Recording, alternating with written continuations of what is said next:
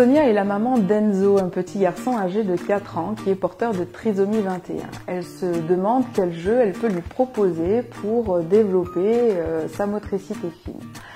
Il est vrai que les enfants porteurs de trisomie 21 présentent souvent certaines particularités morphologiques qui peuvent impacter leur développement et notamment leur développement psychomoteur. On va retrouver très généralement des articulations que l'on va dire hyperlaxes, c'est-à-dire très souples. On aura des muscles très mous, on les dit hypotoniques. Les bras sont souvent un peu plus courts, avec des mains plus petites et des doigts assez boudinés, ce qui va compliquer certains apprentissages. Par exemple, en motricité globale, l'acquisition de la marche sera beaucoup plus tardive que chez un enfant ne présentant pas ce type de handicap.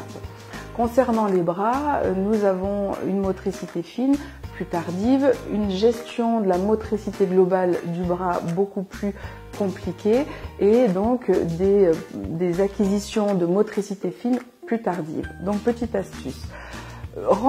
Trouver des jeux qui permettent à Enzo de renforcer la tonicité de ses muscles et donc de ses bras.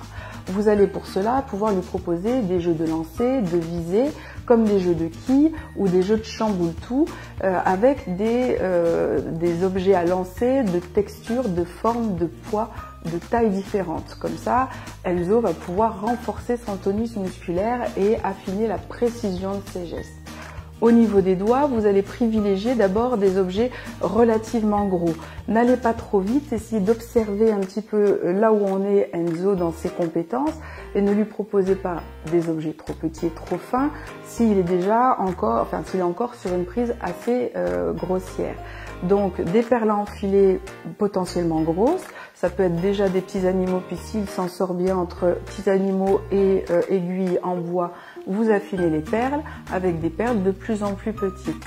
Et progressivement, vous pourrez lui proposer des petits jeux de gommettes, des petits jeux de dessin, mais encore une fois, en observant s'il n'est pas trop mis en difficulté par la taille des objets.